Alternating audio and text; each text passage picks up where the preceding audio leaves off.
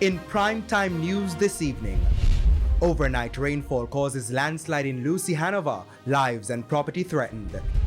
Education Minister outlines plan to address learning loss, and later, Mexico doubles vaccine donation to Jamaica.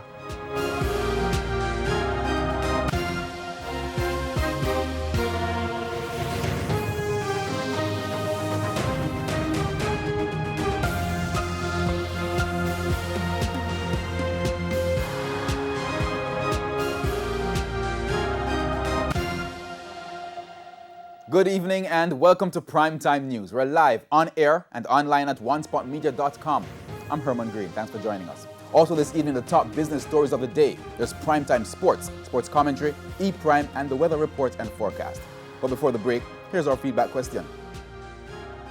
This evening we're asking, what are you looking forward to the most with the easing of COVID restrictions on July 1? You can share your comments online, facebook.com/televisionjamaica, or tweet at televisionjam. Please stay with us. Primetime News returns right after this break.